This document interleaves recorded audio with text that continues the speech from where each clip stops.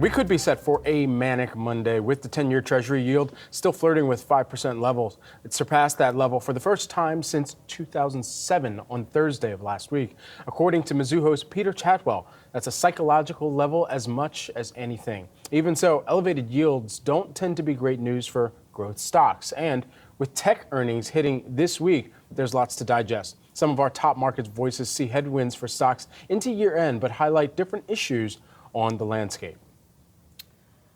And RBC's Lori Calvasina is saying that perhaps the biggest problem the U.S. equity market faces is a recent surge in bond yields. And over at Morgan Stanley, Mike Wilson saying that the profit forecasts are too high, meaning that the odds of a year-end rally in U.S. stocks are fading. And JP Morgan, focusing on the greenback, a strategist there led by Mislav Mateshka, expect the dollar to remain strong within the next 3 to 6 months. So breaking all this down, what exactly this means for investors. And this is great. The reason why we're highlighting these three reports is because it really points out the issues that investors have right now with the market. When it comes to the yields that we've seen, the massive rise, the 10-year right around 5%, briefly right above 5% earlier today, although it's pulling back just a bit. And then you have earnings results so far, which investors have been pretty tough critic of, even if you're beating expectations, not necessarily enough for the market this day and age. And then also the strong dollar, what that means for multinational companies.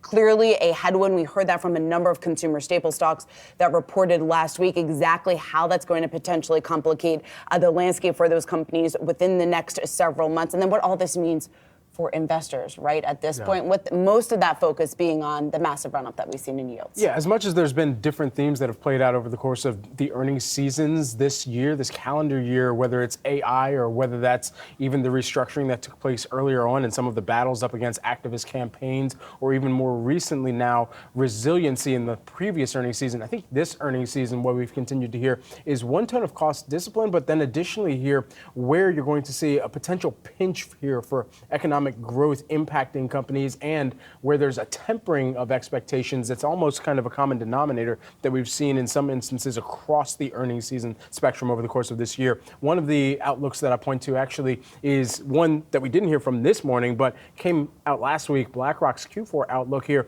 talking about potential waning excess consumer savings, the lagged effects of the Fed's rate hiking campaign, pinching economic growth and making it harder for companies to grow earnings in the near term. That's certainly going to get the eye of investors, especially if they were optimistic coming into the fourth quarter here, especially given the fact that this is typically when U.S. stocks post their best returns in that final quarter of the year here. So the yield environment, but then additionally here, where the Fed continues to shift or at least communicate their tenor, that's going to have a larger impact for where those earnings in the near term, where that growth stays locked in or where that starts to take a hit.